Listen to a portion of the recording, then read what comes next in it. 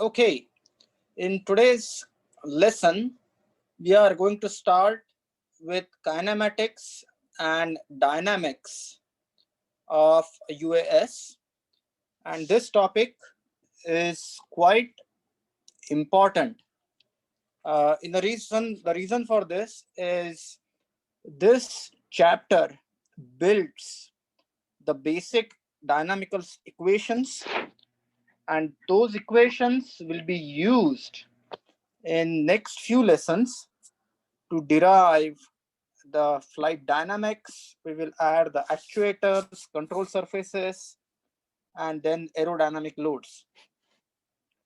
So in today's lesson, I will talk about the kinematics and dynamics, and then I will give you some hints on how to work out the project.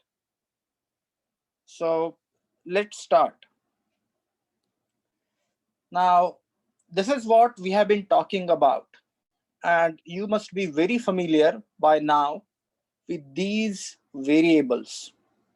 These variables indicate the position and orientation of the aircraft.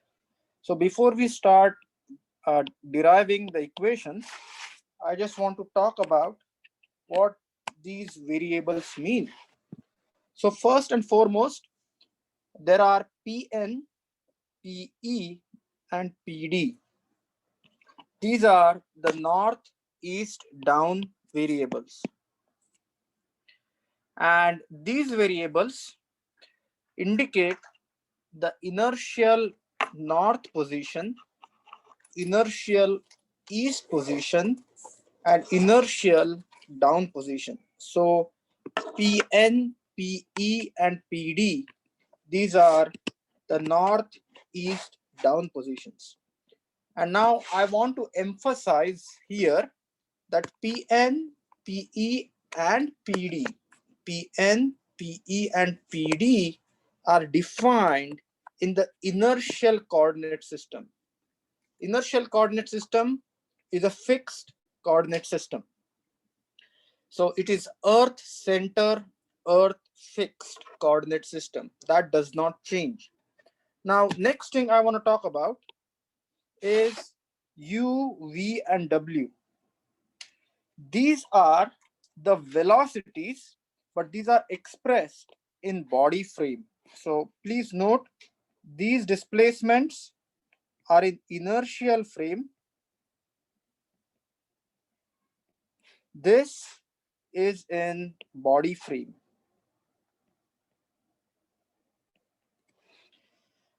Now, then we have roll, pitch, and yaw. Now, I want you to be absolutely clear. Please note, roll angle is in the vehicle 2 frame. This is the vehicle 2 frame. This is vehicle 1 frame, which is the pitch angle. And the yaw angle is in the vehicle frame. Now, if you recollect, this is what we have been talking about. We start with inertial frame. Then we go to vehicle frame. Then we go to vehicle 1 frame. Then we go to vehicle 2 frame. Then we go to body frame. And then we go to stability frame. And then we go to wind frame. Lot of frames. So you need to be in the right frame of mind to understand this frame transformation. So please understand, inertial frame to vehicle frame is pure translation, no rotation. Vehicle to vehicle 1 frame is nothing but yaw. Vehicle 1 to vehicle frame is, vehicle 2 frame is pitch. Vehicle 2 frame to body frame is roll. Body frame to stability frame is with angle of attack, alpha. And stability frame to wind frame is beta, which is the side slip angle. So please understand that the frames from vehicle to wind, they are just orientation. So there are different angles that relate these frames. Now, what I want you to do is, I want you to understand these last three terms, and these are very important. This is P, Q, and R. This is called as the body angular roll rate, body angular pitch rate, and body angular yaw rate. So what it means is, this is the roll rate. And I have to be very clear. When I say roll rate, it's easier to think about this like phi dot. But please note, this is along the body. Pitch rate, you can think about it like theta dot, but please note this is along body. And you can think about the yaw rate, which is psi dot, but please note this is along body. Now, what does this mean? This is what it means. Imagine that you have a flight control system. If you have a flight control system, this flight control system has something called as an inertial measurement unit. So this is called as inertial measurement unit, or also called as IMU. The IMU will have 3 accelerometers and 3 gyroscopes and maybe a 3-axis magnetometer. Now this IMU will be placed in the body frame. So if you have this IMU, and I'm going to just draw this IMU over here. Imagine this is an IMU, and there are these 3 axes. And if you have one accelerometer, I'm going to call this A1, G1. You have the second accelerometer, A2 and gyro G2. And you have the third accelerometer, A3 and G3. The angular rates that are measured by this gyroscopes and accelerations, those are in the body frame. So when I say along the body, means it's in the body frame. That is correct. So that is in the body frame. So if you have an IMU, if you have a sensor that is measuring the accelerations and the rotation rates, that is measuring in the body frame. So we need to make all these transformations to find out the roll angle, pitch angle, and yaw angle. So I want you to notice these 2 important parameters. And this is super important to note, that U, V, W, these are the velocities that are in body frame. P, Q, R, these are the angular velocities. Again, they are in body frame. Now, just to give you an idea, if you have an IMU, so think about like 3 gyros and 3 accelerometers, you would integrate the accelerations that will give you velocities. You will and gyroscope is gonna give you the rate. Now, initially calibrated with body frame or world frame. So here is another interesting question for the IMUs. So inertial measurement unit and inertial navigation is a topic that could take multiple courses. But here is what usually happens. Initially, when the aircraft is stationary, the inertial unit is calibrated to the vehicle frame, and then it is used. And calibration process itself is complex. It actually calculates the scale factor, it calculates the offsets, it calculates the bias, and then it actually performs something called as the self alignment. Because please note, the axis of IMU may not be aligned with northeast down axis of the aircraft. So initially there is a lot of calibration that takes place. to calibrate IMU uh, so that we can navigate the aircraft properly. So does that answer your question, Borna? Okay, so now what I want to emphasize here is, before I go to the equations, please once again understand Pn, Pe, and Pd. These are in the inertial frame. Roll, pitch, and yaw, those are with respect to their individual frames. However, U, V, W, and PQR, they are in the body frame. Remember this. Now, what we are going to do is, remember in robotics 1, we use something like Euler equations or Euler-Lagrange equations or Newton's laws to find out the equations of motion for a robot. So now for flying robot, we are going to use Newton's laws and find out the equation of motion. So first and foremost, what I want to do is, I want to relate the velocity in the body frame. This is the velocity in the body frame. Velocity in body frame to the velocity in the inertial frame. So what I want to do is, I want to velocity in inertial frame.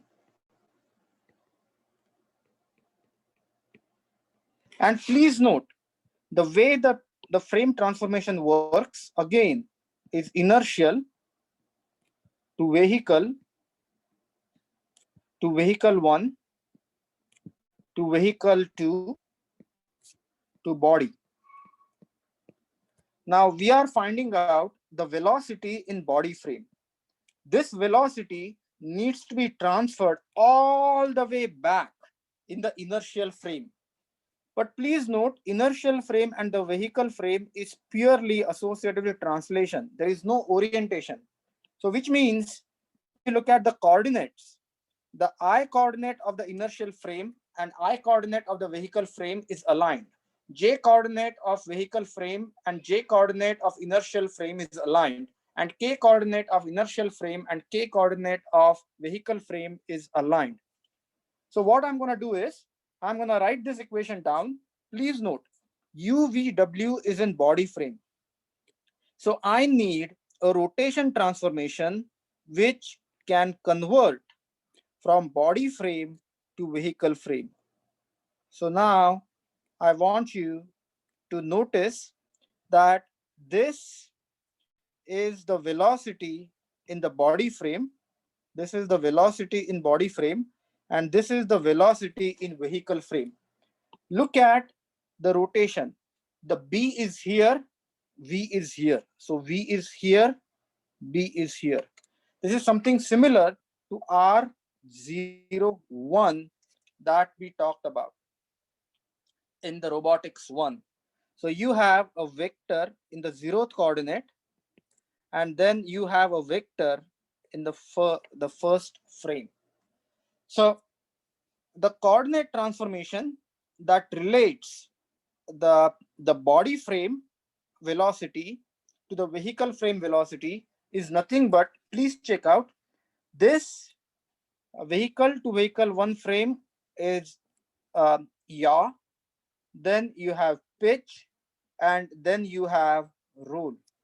So you have a rotation matrix, you have a rotation matrix, and you have a rotation matrix. So psi, theta, and phi. And what we do is, we multiply these rotation matrices and find out a combined rotation matrix. A combined rotation matrix, which is V R B. That would allow me to transfer the velocities in the body frame to velocities in inertial or vehicle frame. This is very important. Inertial frame and vehicle frame, they are aligned, perfectly aligned with each other. So this is one way to translate the body velocities to the inertial velocities. Now, at this point, I just want to answer a very important question. Why is this necessary? Now, please understand, we have an aircraft. An aircraft has an inertial measurement unit. And for a simple, just let's assume that our accelerometers, okay, these A1, A2, A3 are super duper accurate. Okay, they have no noise. So what I can do is I can estimate the velocities, forward velocity, up velocity, and down velocity by integrating the accelerations in 3 dimensions. Now, what I want to do is I want to find out with this acceleration how far I have traveled from my initial north, east, down uh, uh, coordinate system. So if I have this inertial coordinate system, I want to know how far I have traveled in north, how far I have traveled in east, and how far I have traveled in the down direction. So for that, I need to know, and somehow I need to transfer the velocities in the body coordinate to velocities in the inertial coordinates. And once I have the velocities in inertial coordinates, I can integrate the velocities and then I can find out the displacement. Now, again, this is super important. So I want you to understand that you have, say, north, east, and down. This is the inertial frame. What we need to do is we need to find out how far we have traveled in the inertial direction. So how far we have traveled in the say north direction, east direction, and down direction in inertial frame. But our velocities, this sensor is measuring, is in the body frame. So you cannot use dollars to pesos. So dollars to dollars, pesos to pesos. So we have to convert these body velocities to inertial velocities. And after we integrate the inertial velocities, we know exactly where the aircraft is related to Earth-centered, Earth-fixed coordinate frame. And why is this important? Because please understand that this aircraft has a GPS. So aircraft has a GPS. And this GPS is going to tell us exactly how far we are from the Earth center, Earth fixed coordinate frame uh, in the inertial coordinates. So the GPS is going to give me inertial positions. Inertial positions. And with inertial positions and time information, I can find out inertial velocities, Pn dot, Pe dot, and PD dot. These velocities can come from GPS. Now, if I have body velocity estimates, so if I have U, V, and W, I could use the transformation and find out again Pn dot, Pe dot, Pd dot using IMU and the transformation matrix VRB. And if I have these two estimates, I can combine these together to make a better estimate. Because right now we are trying to get a measurement of aircraft position using two independent systems. One is IMU and other one is GPS. So sometimes GPS is accurate, sometimes IMU is accurate. So I can selectively average, this is very important, or I can average with varying weights, and then that would give me the best possible position. Imagine a case that for some reason the GPS is denied, GPS is not available. So when the GPS is not available, during that time, I can use output from the IMU to make corrections. Now, the next question that comes in the mind is how do we find out this roll, pitch, and yaw? So recognize that this rotation matrix has roll, pitch, and yaw angles. These roll, pitch, and yaw angles can be found out using the body rates. So convert, yes, convert IMU. So okay, I need to write this down. We will talk about this exclusively in sensor fusion, chapter 7. So I don't want to confuse you right now, but I want you to understand this. You can get a velocity estimate from IMU or some other sensor. You can use a airspeed sensor, or you can use a non-contact airspeed Doppler sensor, or you can use some vision-based sensor to find out a velocity estimate. You have the velocity estimate from GPS. But before you compare these two, they should be in the consistent coordinate system. And for consistency, what we do is we convert it into inertial coordinate system and then selectively blend them. We will discuss this in lot detail when we talk about GPS and IMU fusion and Kalman filtering, but that's gonna come later. So at this point, what I want to talk about, which is very super important, is this rotation matrix has roll, pitch, and yaw. So it has yaw, it has pitch, and it has roll. So please note, how do we get these angles? So these angles can be obtained from the body rates, and that is coming next. So in translational kinematics, the key point is you get the velocity in body and you convert that into velocities in the inertial frame. Now, the next thing is the rotational kinematics. So how do we relate the roll, pitch, and yaw to the body rates? Once again, here is the problem. The inertial measurement unit is fixed and attached in the body frame. Inertial measurement unit has gyros, say G1, G2, and G3. So you can measure the angular rates. But these angular rates are body rates. So these body rates need to be converted into the roll, pitch, and yaw angles. So how do we do that? The good news is we already know this. Remember, this is nothing but the Jacobian for angular velocity that we studied in robotics 1. So EGR 455. So this is the Jacobian for angular velocity. And I just want to tell you what this Jacobian for angular velocity implies in this present case. PQR are the rates in body frame. This is in body frame. This is known. Just to give you an idea, this is known. These are measured with inertial measurement, or you can approximate these using the accelerations.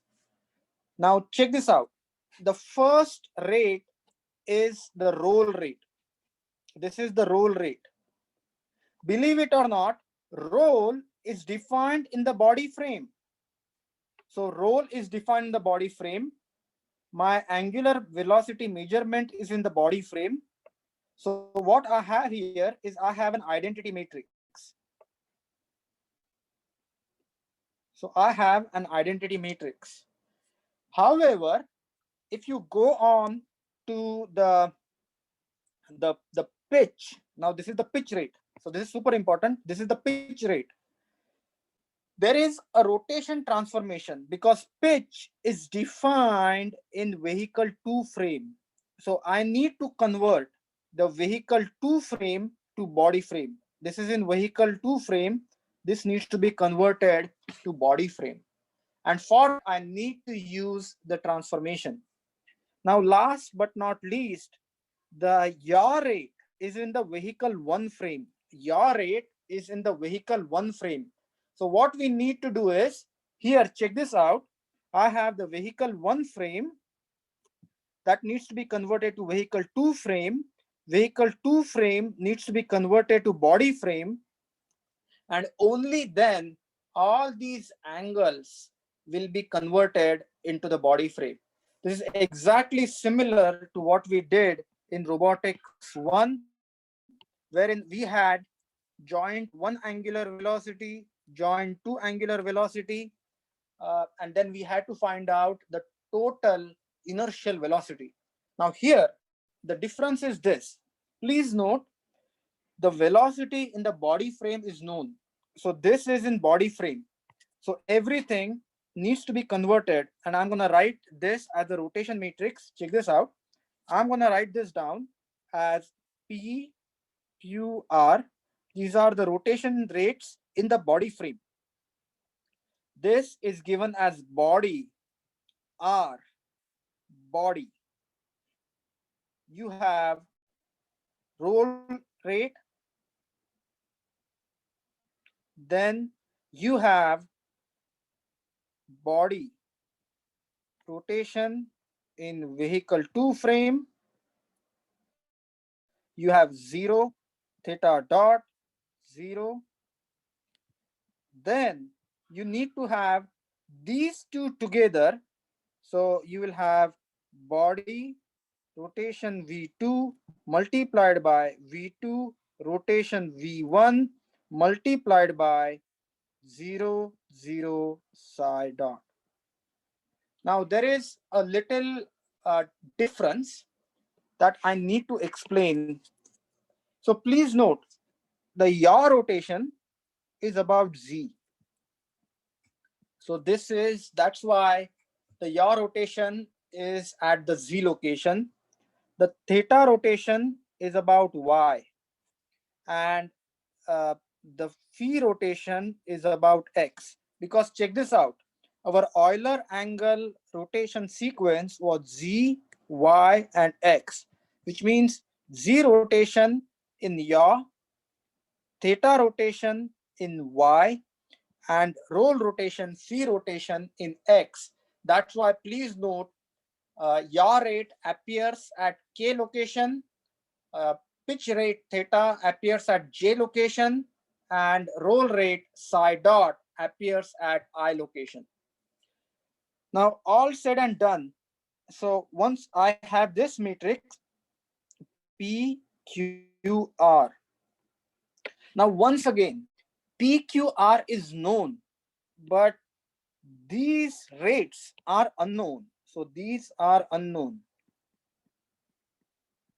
So what I need to do is I need to invert this rotation matrix. This combined rotation matrix need to be inverted. Since it's an orthonormal matrix, I'm gonna call this big matrix R bar. Since this is an orthonormal matrix, inverse of R bar is R bar transpose. So that gives me this very important relationship. And remember this relationship. This is a very, very tricky relationship. And the reason for that is PQR are the angular rates that are measured by a sensor in the body frame. This everything is in the body frame. This is in the individual frames. These are called as inertial rates. Now, even though they are called inertial rates, please note these rotation rates are around their individual axis. So for an example, psi dot is about Z, then theta dot is about Y, and phi dot is about X. And these are nothing but vehicle frame, vehicle 1 frame, vehicle 2 frame, and body frame. So you have to be very, very careful when you use this transformation. There is one more issue here, that as you know, this transformation has singularity issues. What it means, when theta is equal to 90 degrees, we won't be able to solve this equation. When theta is equal to 90 degrees, we won't be able to solve this equation. And that's a problem. And for that, what we do is we use an alternate representation which is called as Coutonian. So Coutonians are used because the Euler angles have singularities. So Euler angles have singularity at theta is equal to 90 degrees. So if you want to design an inertial navigation system for fighter planes, missiles, or any other object that is going to do 90-degree pitch, you will have to use Coutonians. And we will talk about Coutonians in next class. But I want you to understand something super important. Coutonians are used everywhere, even from robotics to gaming to image processing or even taking pictures with your iPhone. Coutonians are used everywhere. If you go to Canvas, I added 2 videos on Coutonians. Please watch those videos before you come to next class. Those videos are, one is 5 minutes, another one is about 25 minutes.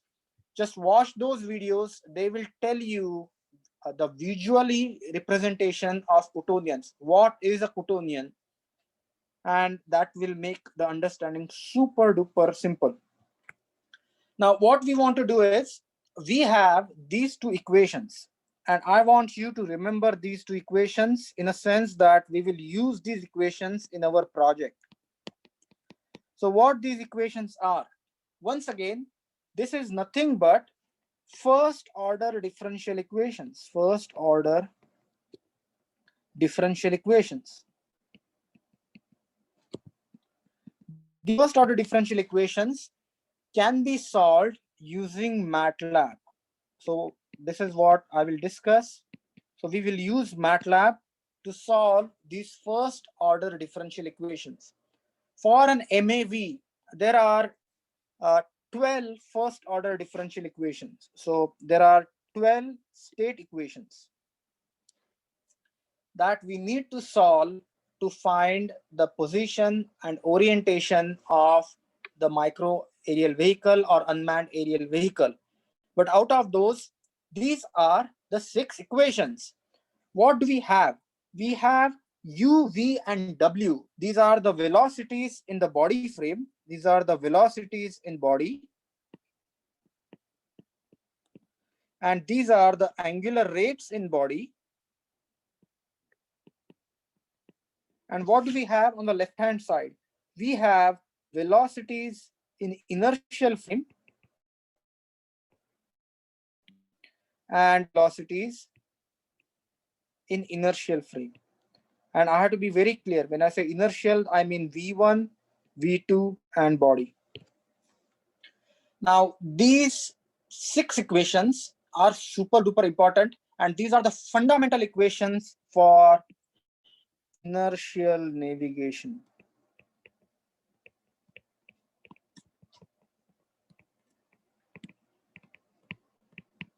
So if you are into inertial navigation and tracking, these are the fundamental equations in inertial navigation, and you will find entire books devoted on how to solve this equation accurately for different conditions with different error models in sensors, because you are never gonna get accurate body velocity and accurate body rate. So how do we find out the solution when we don't have precise measurements? So in project 2, we don't use that. But when we go to chapter 7 and Kalman filtering, and I need to write this down, Kalman filtering, we will use the error models and how do we selectively blend these equations and the solutions. So right now, for this particular project, project 2 and 3, project 2, 3, 4, you don't need the error models, but later we'll incorporate the error models. This is nothing but that we studied in the last class. This is nothing but the differentiation of the vector. And I just want to emphasize that the differentiation of the vector is the differentiation of the magnitude of the vector and differentiation of the unit vector itself. So differentiation of vector is differentiation of magnitude and differentiation of direction. And we spent some time, but we will use that relationship over here. So this equation simply tells me that the first term is the differentiation of the magnitude, and this is the differentiation of the unit vector. So this is the unit vector.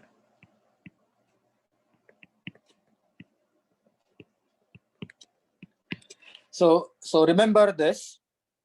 Now let's talk about the translational dynamics, which means what are the forces that are acting on this UAV. And good news is the equation that we will use is force is equal to mass times acceleration, where force is nothing but it's a vector of all the forces that are acting on the airframe. Just to give an idea, on the airframe, you will have gravity, you will have aerodynamic loads. What means lift and drag. You could have wind loads. You could have some loads because of the controller action. So all these forces, they come under this F vector. However, please understand, gravity is in the inertial frame. Wind loads are in the wind frame. Aerodynamic loads could be in the stability frame or wind frame. So again, dollars to pesos, all these forces need to be converted to one single frame. And the frame of choice is either the body frame or the inertial frame. So what we are going to do is to look at this equation, we are going to just use force is equal to mass times acceleration. This M is the mass of the UAV. These are the external forces, and this is nothing but the acceleration. And this expression, the acceleration is actually written in the inertial frame. However, it is convenient to express everything is in the body frame. It is easier to express everything in the body frame. So if I were to write the same equation in body frame, this is the equation that I land up with. So what that means is, please understand, the acceleration is in the body frame. Even though the velocities are in inertial frame, I'm transforming all those velocities, the inertial, the uh, the vectorial components of that velocities into body frame, and I would write all the forces in the body frame. And this is an important equation. So what it means is, if I want to expand this equation, I need to use all my quantities in the body frame. For an example, this has, say, the velocities. They need to be expressed in body frame. So I want you to observe that this is body. So this is expressed in body frame. I have the angular velocities. They need to be expressed in body frame. So please note, this is expressed in body frame. And I have these forces, and these forces need to expressed in body frame. So I have angular velocities, I have linear velocities, and I have all the forces. They need to be expressed in body frame. Now, before I go further, I just want to tell you something interesting. So the mass of the UAV, we assume it to be concentrated at the CG, and I'm gonna just say M is the mass of the UAV. This is the mass, and I'm gonna express uh, this accelerations on one side. So these are the acceleration. So check this out. I have an equation, force, and I will write this something like this: mass times acceleration. What I'm going to do is I'm going to write this expression: acceleration is equal to 1 by mass force. Now, however, I want you to look at this particular expression. So I'm expressing this quantity. This is very important. I'm expressing this quantity here. This mass is going over here. And this guy, I need to use a different color pen. This guy, which is the cross product of angular velocity multiplied by or crossed with the velocities in the body frame, is over here with a negative sign. So I want you to understand that this vectorial representation, that is force is equal to mass times acceleration in inertial frame, gets written as the acceleration in the inertial frame is equal to omega cross v, the negative sign, plus f divided multiplied by 1 by m. And this expression vectorially is represented something like this. And some of you may say this equation looks complex, but believe you me, it's not, because omega is the angular velocity in the body frame. Angular velocity in the body frame has three components. It has P, Q, and R. This is the angular velocity in body frame. Velocity in body frame has three components: U, V, and W. So this is nothing but a cross product of PQR UVW. And just I want to show you how is this cross product evaluated. So basically you have one, say 111, you have PQR, and then you have UVW.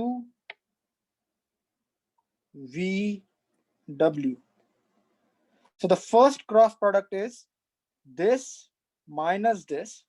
So you are going to have WQ minus RV. The second cross product is this and this, which is PW minus UR with a negative sign. And the third cross product is going to be PV minus QU. So this is nothing but the evaluation of the cross product of cross product between two vectors. And you can also use MATLAB. So you have a vector Pi Qj plus Rk.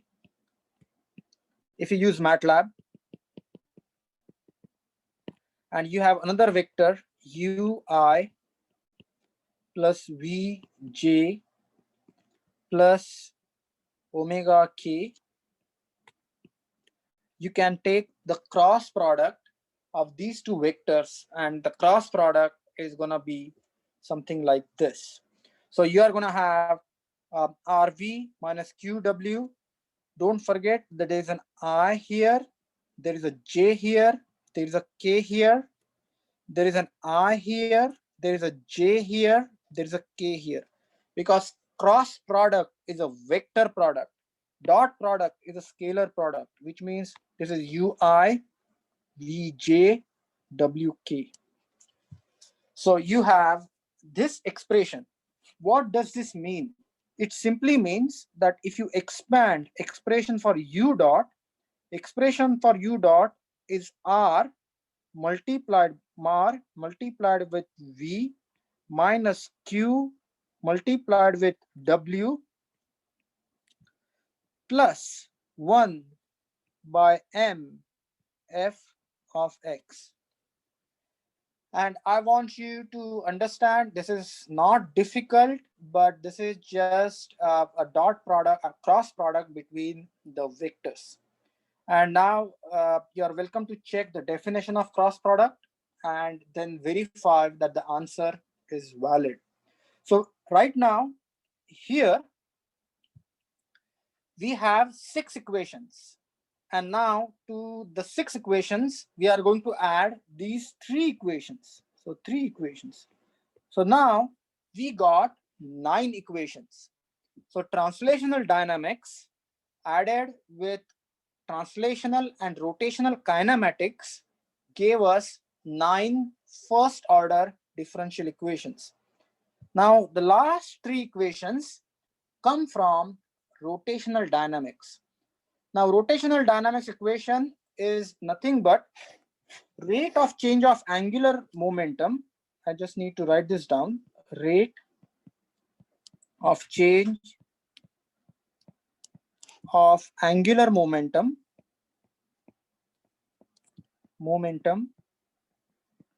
is nothing but summation of all the moments or torques on the object. So some of you might have seen this equation in slightly different form. T is equal to I alpha. A word of caution. This equation, and we talked about this in robotics 1, this equation is only valid when the moment or torque, when moments are about fixed point or CG or point which has zero velocity. In other words, if you apply this equation to an arbitrary position or arbitrary location in the body, this equation is not valid. And the equation that you have to take into account is nothing but this equation.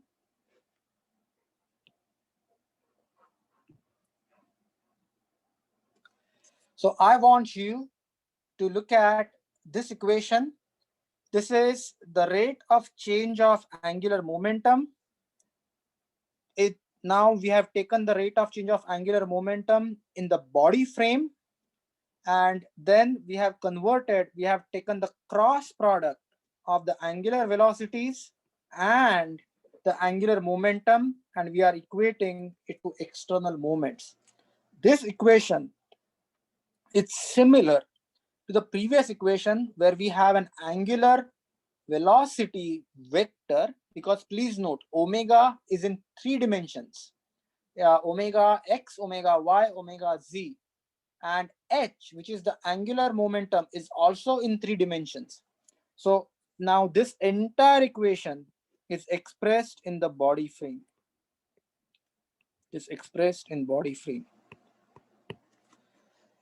So once again, just like the previous expressions, if we expand this equation, what do we get? But before we go in expanding, just a quick note. So angular momentum is the product of inertia matrix, or also called as inertia tensor, is also called as inertia tensor, and the angular velocity vector. Now, what is this inertia tensor or inertia matrix? Inertia matrix is nothing but a matrix comprising of 9 elements. So you have Ixx, Iyy, and Izz as the moment of inertias around the diagonal.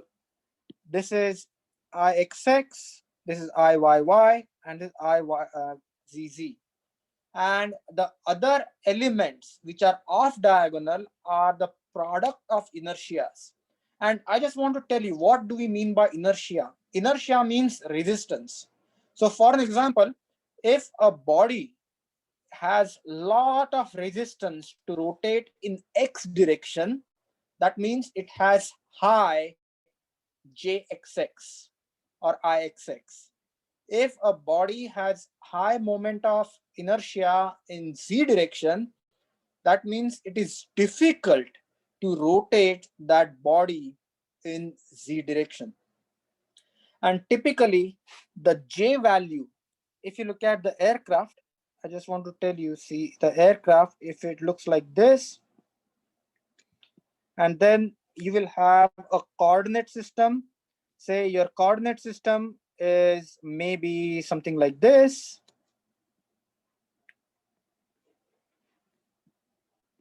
This is your x, this is your y, this is your z.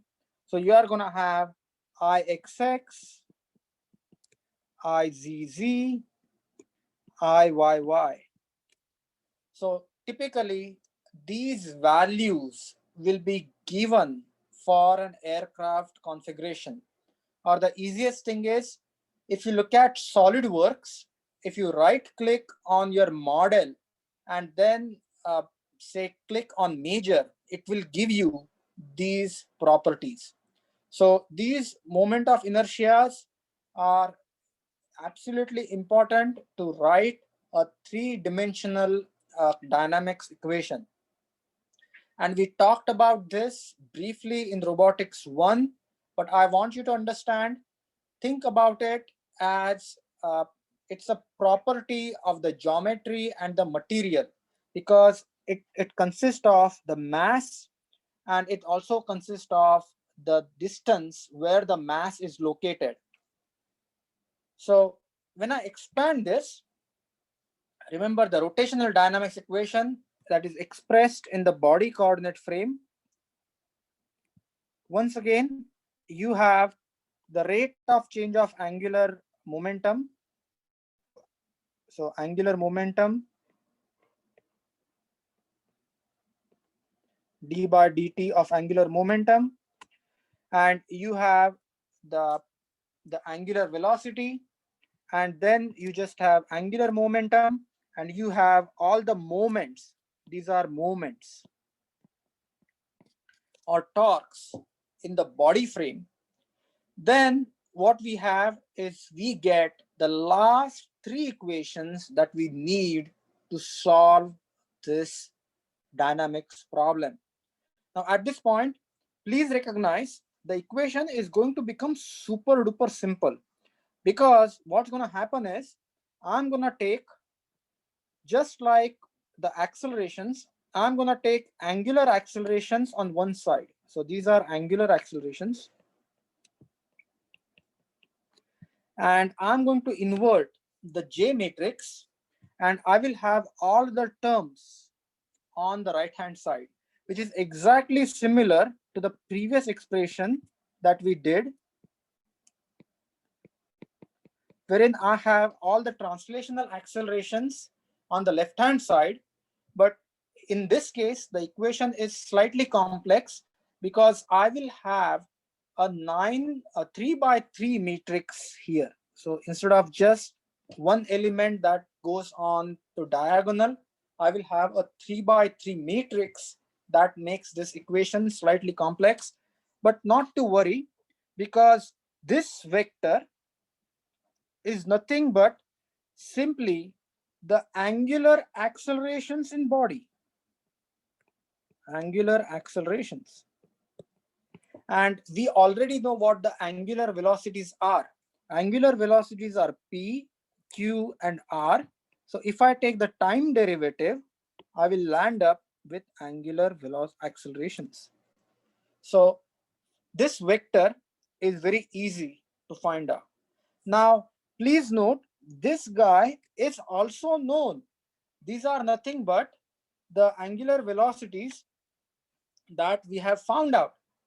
And I just want to give you an expression for rotational dynamics in terms of J. Typically, the aircraft is symmetric about the sagittal plane. So if you look at the aircraft is symmetric about the sagittal plane. So you can actually slice the aircraft left and right. So you can actually have an aircraft something like this. It's symmetric most of the times. So that's why these entities are zero, because the aircraft is symmetric about this plane. And when you have the J matrix of this special form, inverse is super easy. This is the inverse of the J matrix, and that inverse of the J matrix is nothing but you would have Jx, Jz, and these will be given to you. Jx is the moment of inertia in x direction, Jz is the moment of inertia in z direction, and Jxz is the product of moment of inertia in x and z direction. So please note that these terms will be known to you. So you can, using this equation which is given over here for J inverse, you can find out the inverse of moment of inertia. And finally, this is the equation that we are waiting for. The angular accelerations is equal to inverse of moment of inertia matrix multiplied by the angular velocity matrix multiplied by the crossed with the uh, the angular momentum. So please note, this guy is J inverse. This guy is this, and these are the moments, external moments.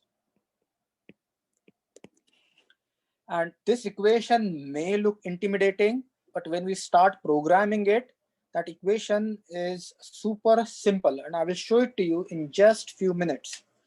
So please understand, this matrix will be completely known. So for an airframe, this matrix will be given to you. As an example, if you have access to textbook, for project 2, you will use the values for the Zagi airplane, and those values for the Zagi airplane. So project 2, Jx, Jy, Jz, Jxz are given in appendix E. We will use Zagi airframe. So Jx, Jy, Jz, and Jxz, the values for the Zagi frame is given to you, and that you will use. Now the next thing is L, M, and N. These are the moments external to the aircraft.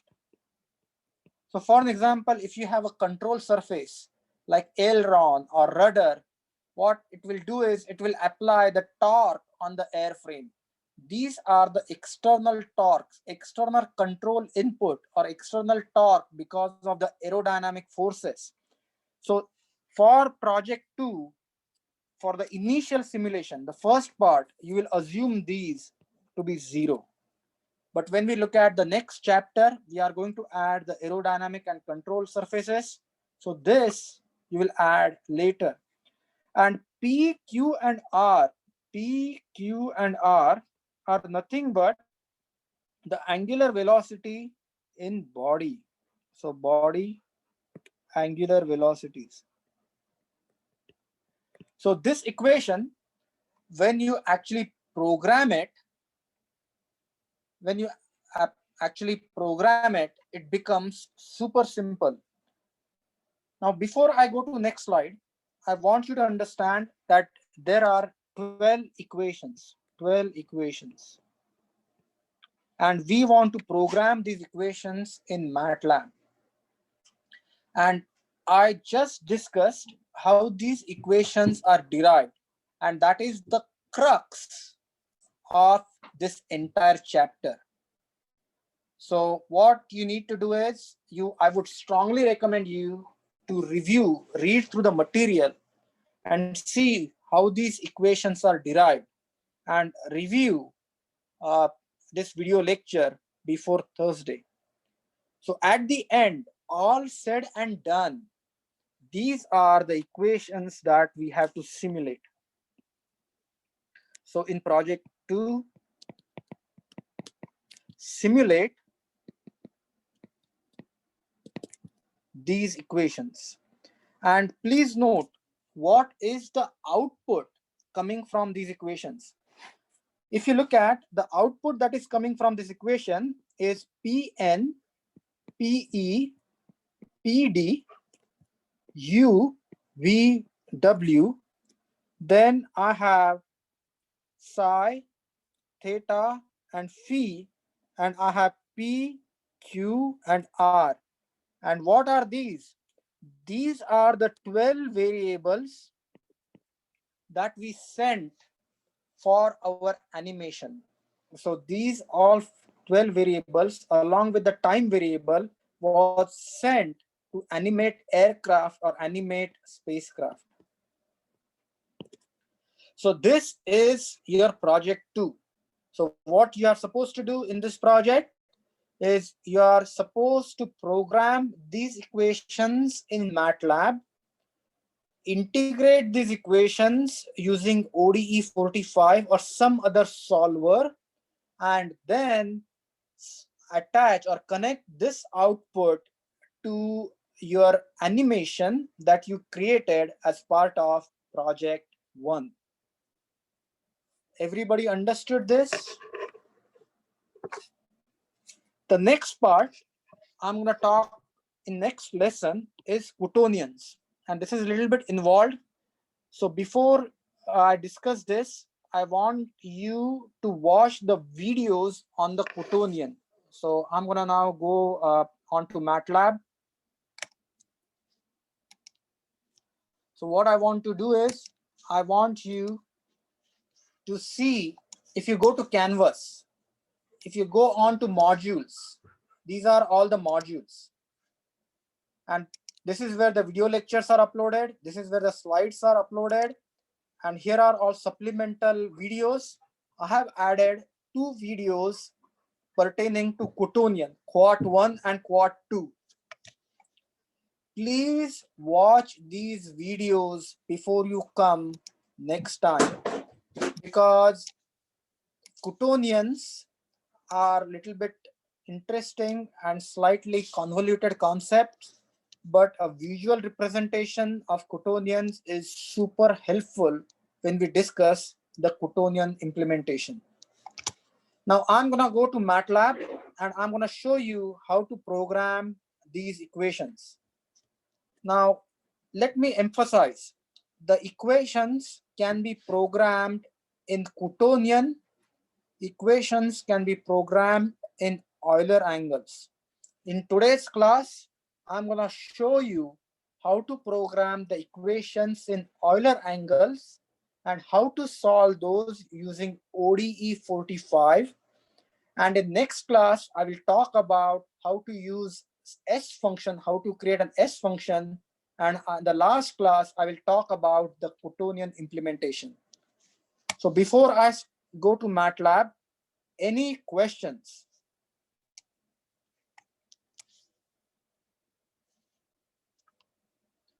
So now I'm going to start sharing my MATLAB screen.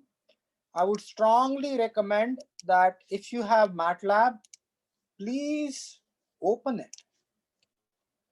And at the same time, I want you to look at the equations that we derived or we just talked about.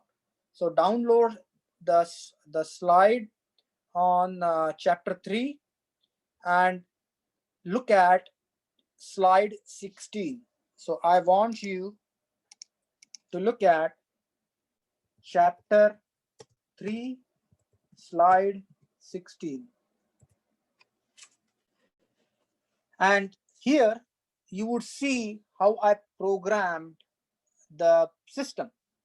So first and foremost, notice there are 12 states, and these states are PN, PE, PD, PN, PE, PD,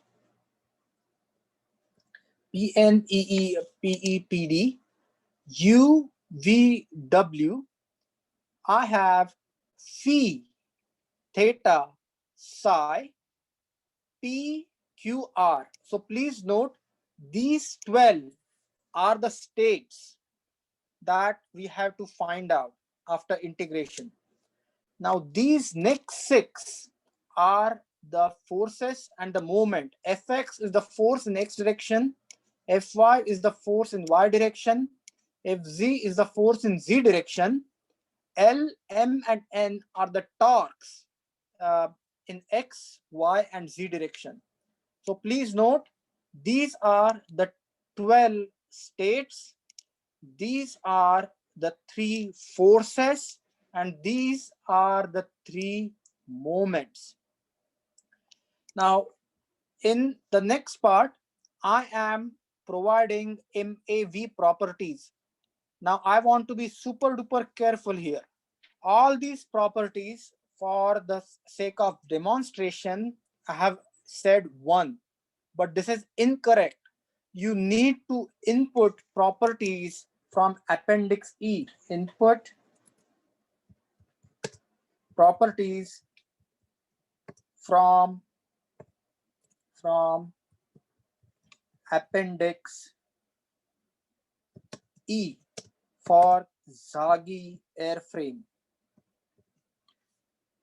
In this particular example, I have just entered all the values to be 1. Now I want you to notice how I have programmed the first set of equations. First set of equation is Pn dot on the left hand side, and I have U, V and W on the right hand side. So I want you to look at the first 3 equations on slide 16. This is how the first 3 equations on slide 16 are programmed. Then next go to the next part. The second set of 3 equations that talk about the position dynamics, they are the next 3 equations. So check this out. RV minus QW, PW minus RU, QU minus PV. So this is the next set of differential equations. Then the third set of differential equations are these. And the last set of differential equations are these, which talk about P dot, Q dot, and R dot. Now what I'm going to do is, before I go any further, I'm just quickly going to give you this snippet of the function. So you in the chat window, so you can copy this in MATLAB.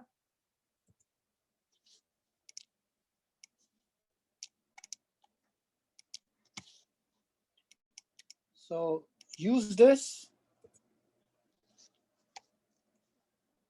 copy and paste this in MATLAB.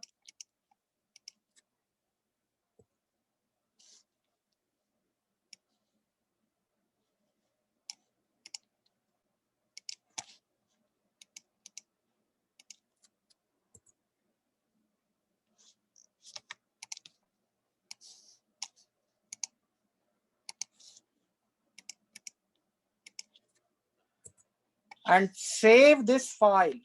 Please save this file as derivatives.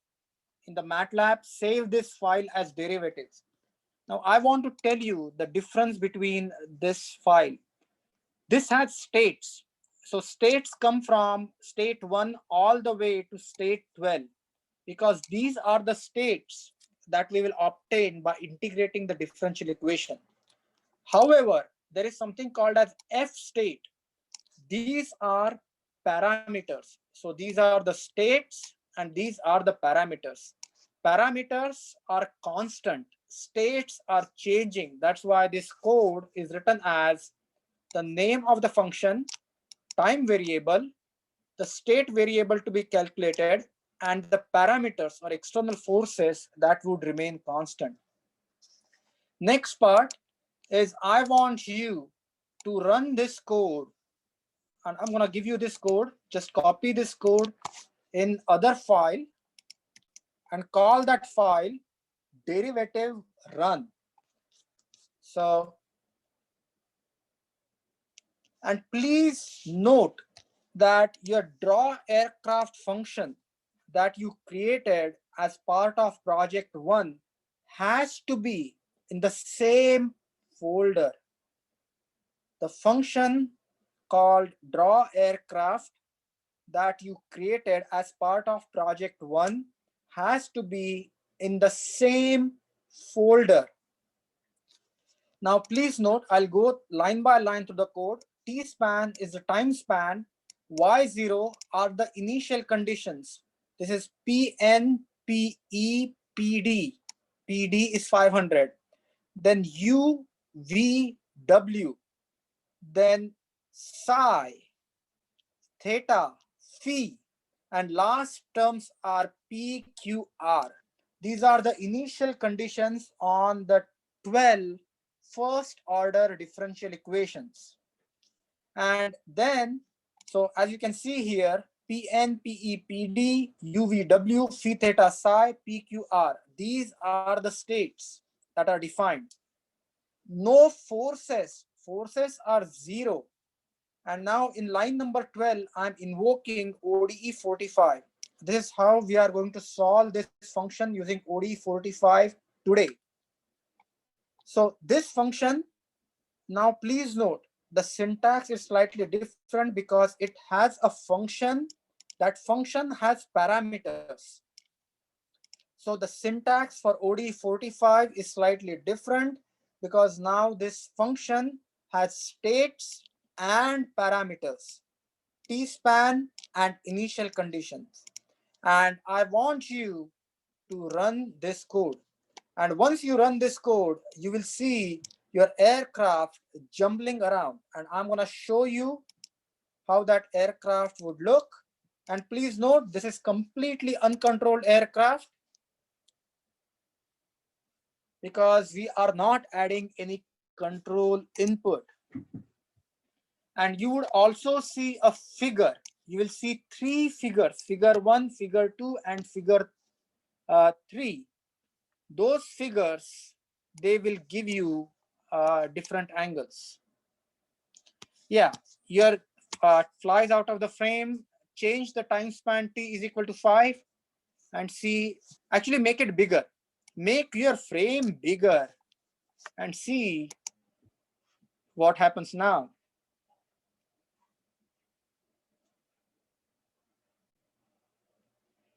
So this is how you would simulate your aircraft in MATLAB.